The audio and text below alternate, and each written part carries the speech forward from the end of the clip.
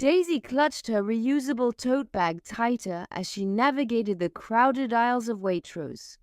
Organic kale, fair trade coffee, and a sourdough loaf, the holy trinity of her Hampstead existence.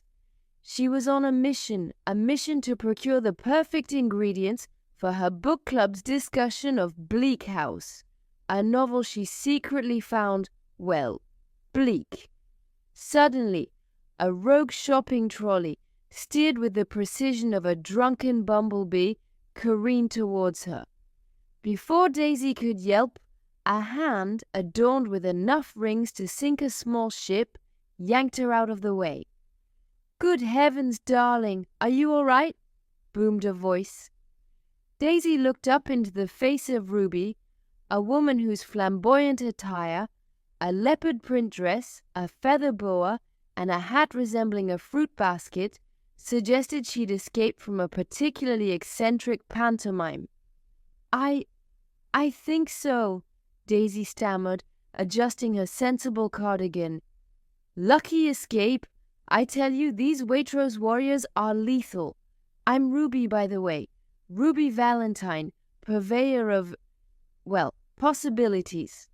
Ruby winked, a gesture that made Daisy suspect she was about to be offered a pyramid scheme involving essential oils. But Ruby simply chuckled. "Off to a book club, are we? Bleak House, May. More like bleak life, if you ask me. You need a bit of sparkle, darling." And with that, she pressed a small, glittery card into Daisy's hand. "Call me. I know a thing or two about turning bleak into brilliant."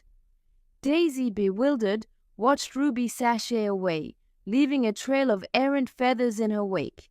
She glanced at the card. "Ruby Valentine, matchmaker extraordinaire, guaranteeing love or your money back." 6 months later, Daisy was sipping champagne in a swanky Mayfair restaurant across from a man who looked suspiciously like a younger, less grumpy version of Mr. Darcy. She'd reluctantly called Ruby, desperate for a distraction from her increasingly dull life. Ruby, with a knowing glint in her eye, had declared, "Darling, you need a man who appreciates a good simile and doesn't mind a bit of intellectual sparring. Leave it to me." And she had. Daisy was now engaged to Charles, a charming barrister with a penchant for Jane Austen and a surprisingly good sense of humor. Across the room, Ruby, resplendent in a sequined gown, caught Daisy's eye and raised her glass in a silent toast. Daisy smiled, gratitude warring with a nagging sense of unease. Was it fate that had brought them together? A near miss in Waitrose leading to a whirlwind romance? Or was it simply Ruby's uncanny ability to manipulate circumstances, to orchestrate serendipity? As Charles launched into a passionate defense of Mr. Knightley, Daisy realized it didn't matter. She was happy. And sometimes a little bit of manufactured magic was exactly what a bleak life needed. Besides, she thought, glancing at Ruby, who was now flirting outrageously with the sommelier, she owed the woman at least a decent bottle of champagne.